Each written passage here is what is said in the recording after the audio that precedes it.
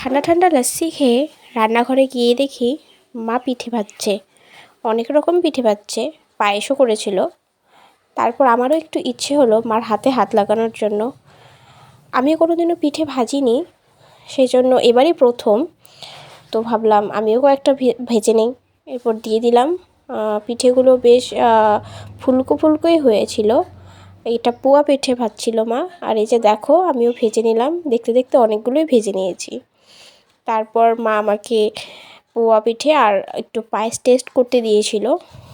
তারপর মা আজকে আবদার করলো যে পোলাও খাবে, সেজন্য আমিও পোলাও এখানে বানিয়ে নিলাম।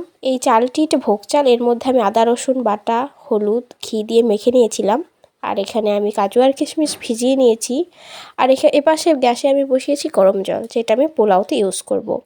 তারপর কড়াইতে সাদা তেল দিয়ে গোটা গরম মশলা, তেজপাতা এগুলো বসিয়ে দিলাম। তারপর যে মাখা চালটি ছিল, ভোগ চালটি, সেটা আমি দিয়ে দিলাম এবং সেটা দেওয়ার পরে এটা আমি কিছুক্ষণ ভেজে নেব।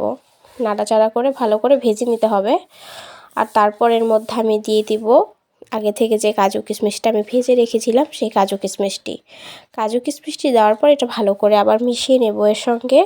এরপর আমি দিয়ে দেব জলটা পোলাওতে অ্যাকচুয়ালিতে মেন, জলটা পরিমাণ মতোই দিতে হবে, তাহলে পোলাওটি বেশ ঝরঝরে হয়। এরপর দিয়ে দিলাম পরিমাণ মতো নুন, তারপর চিনি, এবং চিনি দেওয়ার পর এটা ভালো করে মিশিয়ে ঢেকে দেব।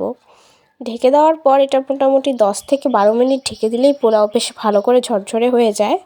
এই তো আমার পোলাও রেডি। এরপর একটু ঘি দিয়ে আমি পোলাওটি নামিয়ে নিয়েছিলাম, বেশ ঝরঝরে হয়েছে। তারপর মা বললো মাটনটাও আজকে তুই কর, সেই জন্য এখানে আমি মাটনটি ভালো করে কষিয়ে নিলাম।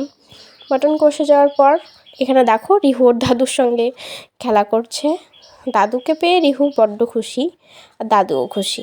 তারপর এই তো আমরা ডিনার করতে বসে গেলাম। তো আজকের এই মিনি ব্লগটি কেমন লাগলো? ভালো লাগলে চ্যানেলটি সাবস্ক্রাইব করবেন।